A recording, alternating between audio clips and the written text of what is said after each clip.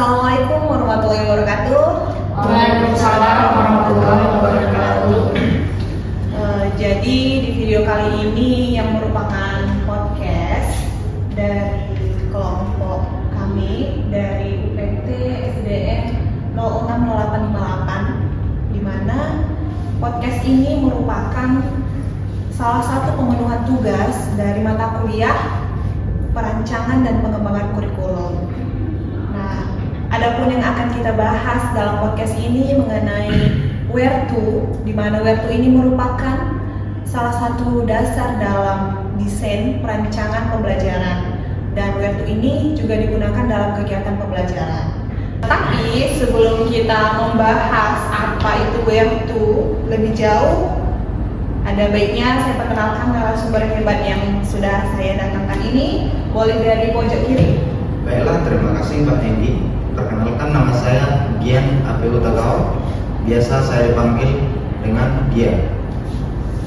Oke, saya Ari Fandi Perdana, bisa disapa Pak Andi. Oke, yang selanjutnya saya Tri Aprilianda Nura, biasa dipanggil Nura. Saya Agni Sofia Harahap. Saya Nikau Jana, biasa dipanggil Jana. Oke, baik. Dan di sini saya Indi Indonesia Bako sebagai host yang akan memandu acara podcast kita pada video ini. Dan for your information, podcast ini merupakan hasil diskusi dengan saya, kemudian rekan-rekan narasumber ini berdasarkan hasil wawancara dengan tenaga pendidik seperti guru pamong ataupun guru-guru yang ada di tempat SD kami melaksanakan PPL. Oke, langsung saja kita masuk ke yang pertama, yaitu bagian W. Where is it going and why? Yang pertama ialah di sini saya mau tanya, lebih baik ke narasumber kita Arni. Ya. Pertanyaan saya yang pertama itu lebih ke apa tujuan pembelajaran Anda? Bagi saya tujuan pembelajaran itu adalah bukan hanya membentuk peserta didik secara konseptual, tetapi tujuan pembelajaran itu adalah kemampuan peserta didik untuk menerapkannya dalam kehidupan nyata. Adapun tujuan pembelajaran yang dilakukan oleh guru pamong saya di kelas, yaitu memahami tentang konsep wujud benda, kemampuan mengidentifikasi dan juga menyimpulkan proyek dengan menggunakan presentasi di depan kelas. Oke, baik. Berdasarkan narasumber tadi, beliau menyampaikan bahwa tujuan pembelajarannya itu tidak hanya kepada materi secara konsep ya, dan lebih diaplikasikan ke dalam dunia nyata. Iya. Oke, baik. Mungkin untuk pertanyaan kedua, saya masih dengan Arni, yaitu bagaimana sih posisi kemampuan peserta didik dilihat dari tujuan pembelajaran yang telah disampaikan tadi? Saya memposisikan kemampuan peserta didik itu berdasarkan dengan kemampuan awalnya. Selain itu juga dilihat dari latar belakangnya, kebutuhan belajarnya, agar nanti dalam pembelajaran kita dapat merancang suatu pembelajaran yang sesuai dengan kebutuhan peserta didik. Dengan menerapkan konsep ini, kita dapat membuat suatu pembelajaran yang berdiferensiasi sehingga tujuan pembelajaran tetap tepat sasaran kepada setiap peserta didik. Oh, jawaban yang sangat memuaskan ya, di mana peserta didik ini tetap dijadikan nomor satu dari setiap pembelajaran yang akan direncanakan oleh guru, seperti itu ya. Iya. Oke, terima kasih kepada Arni. Di sini untuk pertanyaan yang ketiga masih di bagian W, yaitu pertanyaannya seputar ini. Saya akan berpindah ke pojok paling kiri. Mengapa tujuan pembelajaran seperti itu? Baik, terima kasih Mbak Hendy. Ketika saya akan menentukan sebuah tujuan pembelajaran yang akan dicapai peserta didik, saya akan melakukan asesmen diagnostik terlebih dahulu. Berdasarkan dari asesmen tersebut, saya akan memperoleh fakta sejauh mana pengetahuan dari peserta didik tersebut. Jadi saya bisa menentukan pembelajaran sesuai dengan kemampuan masing-masing. Begitu. Oke, baik. Berarti tujuan berdasarkan yang disampaikan oleh Gian tadi, tujuan pembelajaran itu berdasarkan oleh hasil dari asesmen awal. Iya, gitu ya. asesmen awal. Untuk keempat, saya masih di Ian ya. Ini bisa lebih ke coba tentukan unjuk kinerja dari keenam dari unjuk kerja tersebut. Terima kasih bagi. Adapun untuk unjuk kinerja yang ditentukan dari tujuan pembelajaran yang Mbak Enggi sampaikan, yaitu berupa produk hasil nyata dari suatu pekerjaan. Itu bisa berupa laporan, berupa karya tulis, berupa gambar teknik, gambar komputer, dan sebagainya. Produk yang dimaksudkan yaitu berupa laporan hasil pengamatan tentang perubahan wujud benda yang ada di sekitar lingkungan peserta didik, yang nantinya laporan tersebut akan dipresentasikan oleh peserta didik secara berkelompok. Begitu. Berarti unjuk kinerja ini beragam macamnya ya? Iya, jadi mereka secara berkelompok akan mempresentasikan hasil dari dinas tersebut. Oke, jawabannya juga sangat memuaskan dari Jan. Terima kasih.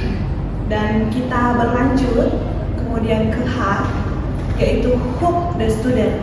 Nah, di sini saya akan beralih ke sebelah kanan saya. Di sini ada dengan Jana. Oke, Jana.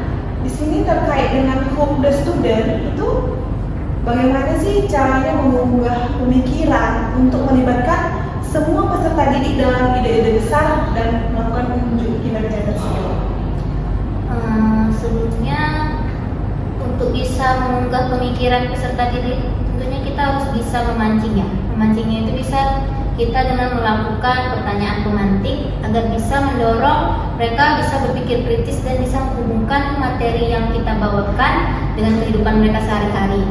Lalu bisa dengan menggunakan cerita atau fenomena nyata yang berada di sekitar mereka. Lalu bisa memberikan peran kepada semua peserta didik yang kita ajarkan dengan bisa melakukan diskusi kelompok atau memberikan opsi dengan melakukan itu tadi unjuk kerja tadi, dan bisa juga memberi dari unjuk kerja itu tadi nanti mungkin tentunya peserta didik perlu adanya apresiasi untuk kerja mereka yang sudah mereka selesaikan itu. Menurut saya itu. Oke, baik. Berarti berdasarkan cara-cara tersebut sudah mengunggah pemikiran peserta didik ya, seperti itu.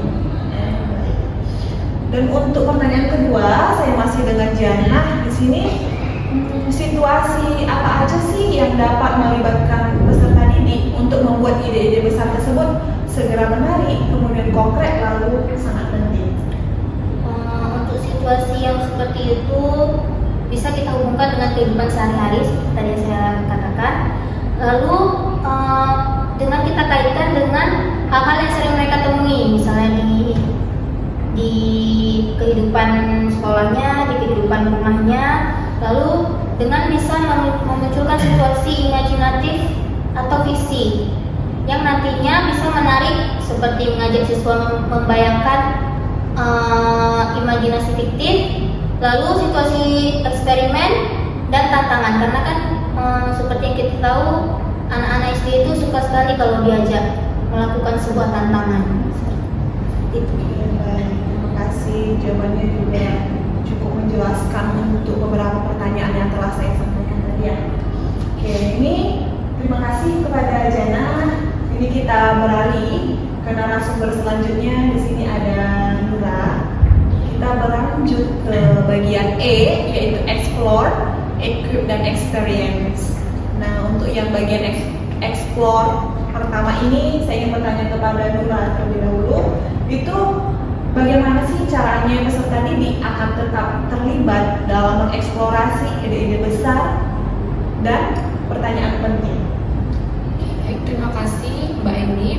Adapun cara yang dapat dilakukan untuk mengeksplor ide-ide besar peserta didik kita, yaitu dengan dimulai dari pengalaman mereka, atau bisa juga dimulai dari rasa penasaran peserta didik kita. Terus memberikan dorongan diskusi dan kolaborasi yang membuat peserta didik ini saling berbagi ide, dan juga bisa juga memberikan ruang untuk bereksperimen dan mengeksplorasi. Terus juga bisa juga dengan memberikan tantangan atau proyek kepada mereka. Seperti itu, Mbak. disampaikan oleh Nura tadi. Dan untuk yang selanjutnya yaitu R, saya masih di Nura ya, terkait dengan rating, revisit, kemudian revise. Di sini ada pertanyaan, bagaimana peserta didik akan dipandu untuk memikirkan kembali pemahaman mereka tentang ide-ide itu? Ya, dengan biasanya bisa juga dengan refleksi terpadu di akhir pembelajaran, seperti membuat jurnal refleksi pembelajaran dengan menggunakan beberapa pertanyaan seperti apa pembelajaran yang menarik bagi mereka hari ini, atau apa saja hal-hal yang mengejutkan yang kamu pelajari hari ini, atau bisa juga bagaimana pendapatmu tentang perubahan wujud benda sebelum dan sesudah belajar hari ini, atau juga bisa dengan pertanyaan apa yang masih membingungkan dari pembelajaran hari ini, seperti itu Mbak. Oke, baik, berarti pada poin dari pertanyaan ini lebih ditekankan kepada refleksi yang Iya. dan ada beberapa pertanyaan yang disampaikan oleh Nura tadi. Oke, mungkin saya sudah cukup dengan Nura. Terima kasih untuk jawabannya, sangat memuaskan juga dari narasumber kita ini. Dan untuk poin selanjutnya mengenai E, yaitu exhibit and evaluate. Di sini kita beralih ke narasumber selanjutnya, ada Bang Pandi. Di sini saya mau bertanya sama Bang Pandi, bagaimana sih peserta didik itu akan dibantu untuk melihat dari apa yang telah mereka pelajari dan apa yang membutuhkan untuk penyempurnaan peserta didik tersebut lebih lanjut. Baik, terima kasih Mbak Indi. Baik, untuk pertanyaannya, menurut persepsi saya, dalam hal kita membantu melihat dari apa yang telah mereka pelajari, ini menurut saya bisa dengan 3 cara. Yang pertama itu dengan penggunaan rubrik penilaian yang jelas untuk mengenali kekuatan dan kelemahan mereka.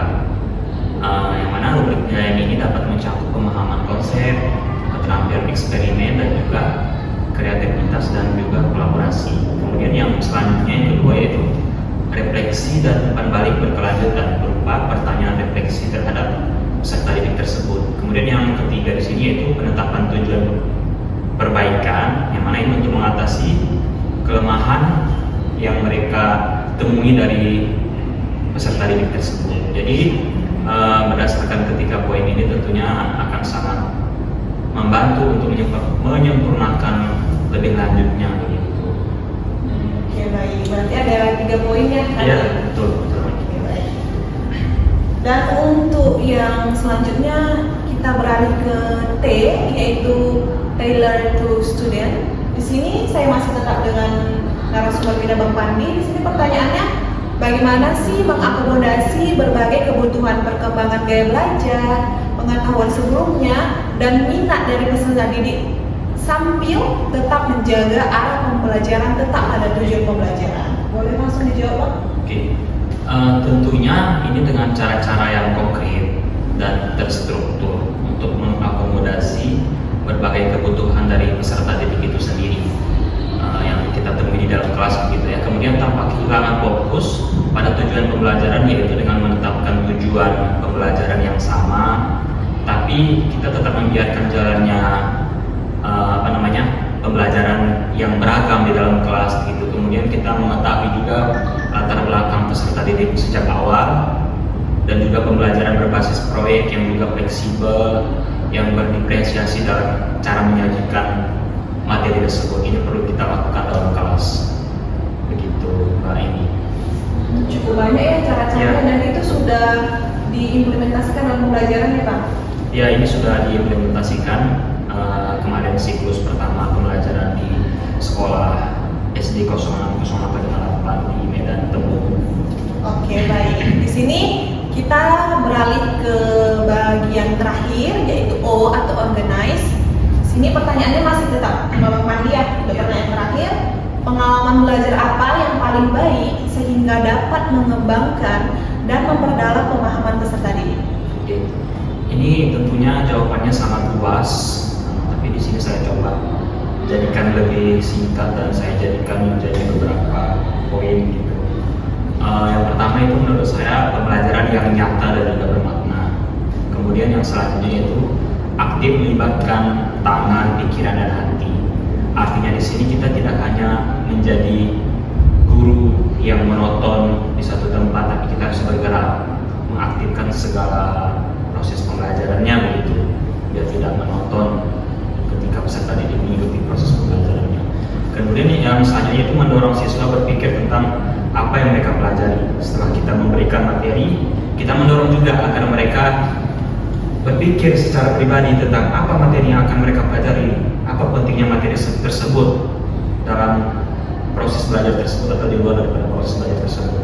Kemudian yang ketiga secara kontekstual, dan yang terakhir yaitu kerjasama, diskusi, dan juga melakukan eksplorasi. Mungkin itu jawabannya. Terima kasih Mbak Enggi. Oke, baik, cukup banyak juga ya untuk poin-poin yang telah disampaikan oleh narasumber kita yang terakhir.